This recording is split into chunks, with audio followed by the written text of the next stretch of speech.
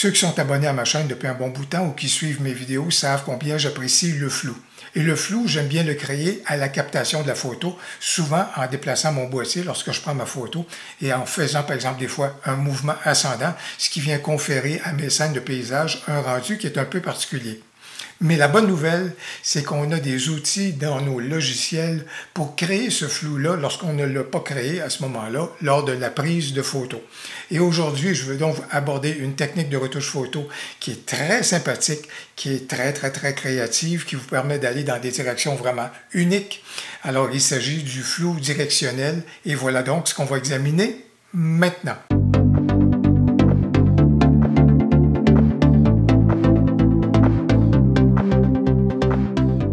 Bonjour, mon nom est Louis Lavoie, je suis l'auteur du blog et de la chaîne fairedelabellephoto.com. C'est une chaîne qui s'applique à partager avec vous des trucs, des conseils, des astuces, de même que des découvertes afin que vous puissiez progresser dans le domaine de la photo.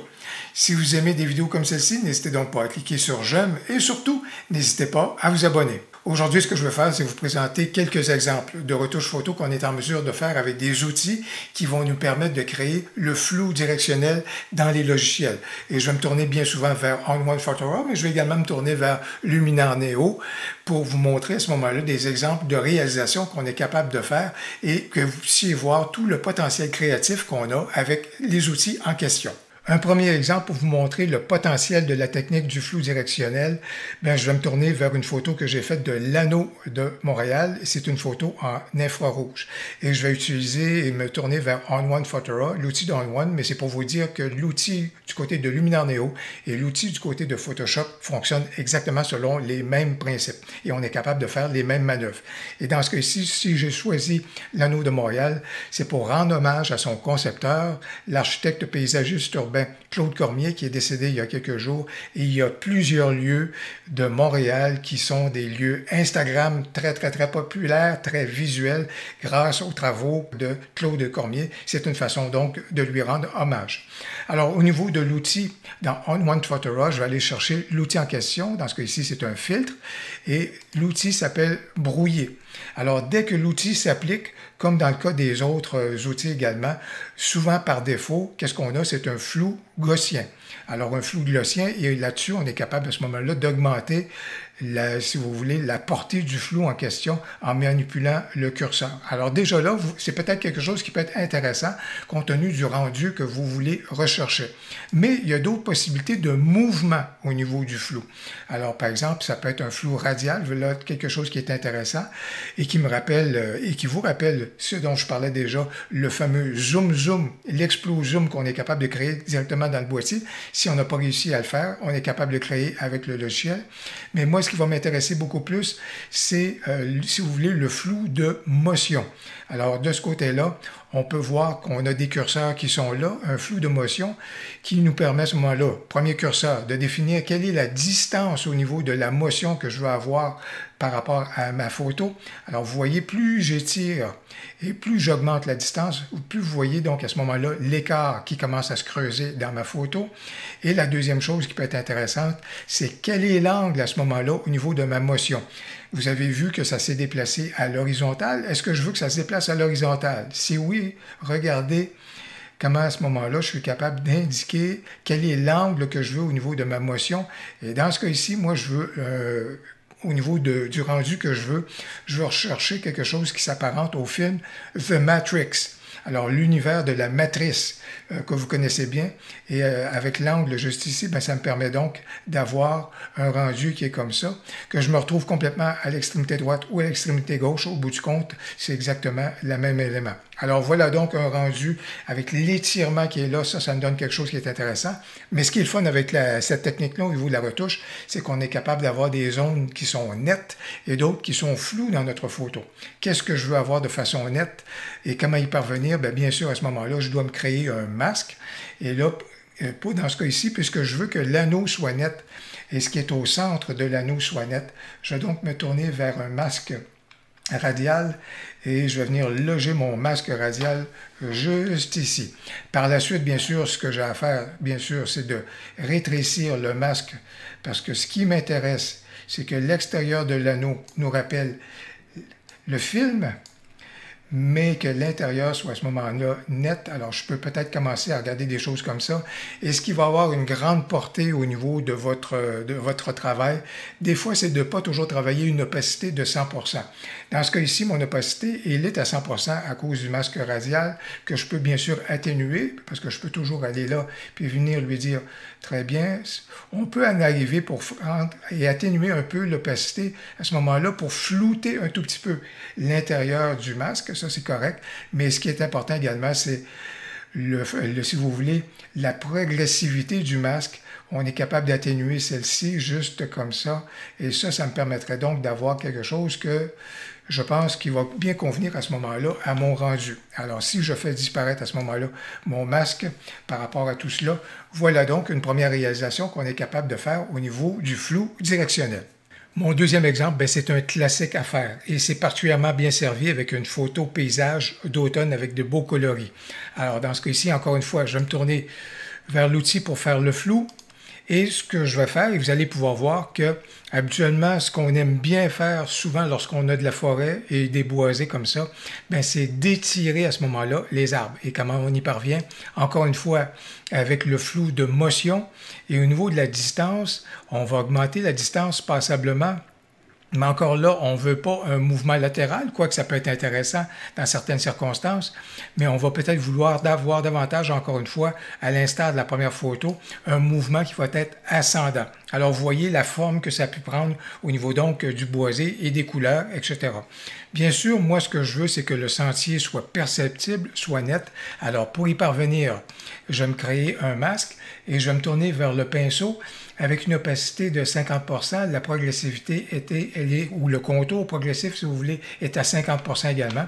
Et là, tout ce que je vais faire, c'est passer et repasser à certains endroits et à ce moment-là, passer au niveau du sentier pour montrer celui-ci. Encore là, au niveau de mon opacité, je veux même le réduire parce que je veux y parvenir peu à peu. Alors, par exemple, dans ce cas-ci, au premier plan, je vais peut-être justement, et là, ça dépend tout de l'effet que vous voulez et comment vous voulez y parvenir, mais vous voulez révéler à ce moment-là des détails. Alors, vous voyez qu'avec 50%, ça fait que ma zone qui est nette n'est pas net, tranché carré, si vous voulez. C'est pas si précis que ça. Ça laisse un flou. Et juste ici, à la gauche, je vais encore là réduire mon opacité encore plus, juste pour arriver à ce qu'on obtienne de plus en plus de précision, mais peu à peu. Vraiment quelque chose qui va aller un petit peu plus dans ce sens-là. Alors, et là, vraiment, après ça, là, c'est vraiment un rendu là, selon notre convenance pour révéler, si vous voulez, les éléments en question. Alors, toujours est-il, je pourrais poursuivre, bien sûr, le travail, mais vous voyez à ce moment-là le potentiel qu'on a d'utiliser un flou directionnel avec une photographie paysage d'automne. On est vraiment capable, avec le flou directionnel, de donner une autre lecture de notre photo et une lecture qui est souvent bien créative. Si je prends ce paysage d'hiver-ci, par exemple, alors je vais me tourner et là, je suis dans Luminar Neo, juste pour vous montrer l'outil en question qui vient juste de faire son arrivée dans cette version-ci de Luminar Neo. Donc, je vais cliquer sur le flou. Et là, encore une fois, à l'instar de All-in-One Photo Raw, on retrouve le flou gaussien, le flou de mouvement et le flou de spirale. Moi, ce qui va m'intéresser, et encore là, pour générer le flou, à ce moment-là, on détermine quelle est la quantité du flou en question. Mais moi, je vais aller vers un flou de mouvement. Et je vais l'apporter à peu près de cette façon-ci, mais je ne toucherai pas à l'angle qui est suggéré par défaut, parce qu'à ce moment-là, le mouvement se fait à l'horizontale. Et ça me convient très bien parce que l'arbre, vous voyez que les branches de l'arbre sont effectivement dans cet axe-là, alors ça m'apparaît à ce moment-là tout à fait dans le ton d'aller dans un axe qui est donc davantage, et dans un angle qui est davantage à l'horizontale. Bien sûr, il y a un endroit qui m'intéresse de mettre de façon plus précise, et c'est l'endroit où était donc la silhouette de la personne. Je vais me tourner donc vers les outils de masque, je vais me tourner vers un dégradé radial, je vais installer donc celui-ci juste là au niveau donc de ma personne, là où dans le portique à ce moment-là, au niveau donc du bâtiment ou de la structure, je vais resserrer le tout juste comme ça, puis peut-être même on va diminuer ça dans le haut, juste là. Comme ça ici, on va donc refermer le tout. Et voilà donc qu'il nous donne quelque chose qui est, ma foi, très sympathique avec le flou directionnel. Et au final, un grand classique à faire avec une astuce que vous allez peut-être apprécier parce qu'elle pourra vous être utile dans d'autres circonstances. Alors, dans ce cas ici, je suis allé chercher mon outil. J'ai appliqué un flou de mouvement, donc qui privilégie un mouvement donc à la verticale et de façon assez prononcée. Et comme vous le devinez, je peux vouloir avoir à ce moment-là les troncs qui vont être bien nets. Alors, pour ce faire, je vais me créer un masque. Je vais utiliser le pinceau. Dans ce cas-ci, je vais avoir une taille là, qui est à peu près celle-ci par rapport à cela. Encore une fois, une opacité qui va tourner autour de 60%. J'aimerais bien avoir quelques troncs ici qui vont être nets. Alors, tout ce que j'ai besoin de faire, c'est je vais cliquer dans le haut du tronc. Je vais aller dans le bas du tronc et là, je vais appuyer sur la lettre majuscule. J'appuie sur la lettre majuscule et là, je clique dans le bas. Et vous voyez qu'à ce moment-là, je n'ai même pas besoin de balayer avec ma souris pour balayer ma photo. Je clique en haut, j'appuie sur la touche majuscule, je clique en bas. Et voilà donc mon tronc qui est donc réalisé au niveau de la netteté. Et ici, là, j'ai juste ramassé quelque chose. J'ai juste besoin d'appuyer sur la touche Alt ou encore Option sous Mac. Ma souris vient de se transformer. Vous voyez que là où il y avait un moins, c'est rendu un plus. Et j'ai juste besoin de passer à proximité à ce moment-là pour rétablir la situation si jamais il y a un petit débordement. Et des fois, il ne faut pas hésiter non plus à passer sur un tout petit peu l'extrémité, juste pour flouter le tout. Je vais juste vous rappeler que je suis à 60% d'intensité. Ce tronc-ci est fait, on va aller faire celui-ci. Je clique en haut, et là, je ne veux pas aller nécessairement jusqu'en bas, parce que je pense qu'au niveau de la matière, la parenté, juste ici, ça pourrait être bien correct. Je vais appuyer sur la majuscule, je clique ici, et voilà donc la netteté qui s'est faite sur ce tronc-ci. Et là, je vais cliquer en haut et je vais peut-être aller jusqu'ici au niveau de la netteté. J'appuie sur la majuscule à nouveau. Je clique juste ici. Et voilà donc la netteté qui est là. Et je pourrais prendre aussi mon pinceau pour continuer un tout petit peu, peut-être même en descendant l'opacité, tout simplement pour pouvoir faire de façon graduelle à ce moment-là, que si vous voulez, ma netteté commence à se dissiper à ce moment-là, plus on va vers le bas. Ici, je peux prendre encore là, mon opacité, elle est minime comme celle-là, elle est à 16 ou 15%. Et ainsi de suite, là, je pourrais aussi faire le boulot au niveau de d'autres troncs où je voudrais juste retrouver un tout petit peu de matière. Vous comprenez le principe? Alors voilà donc comment on est capable de réaliser un grand classique au niveau de la photo paysage d'automne. Eh bien, voilà donc tout le potentiel créatif qui s'offre à vous au niveau du flou directionnel.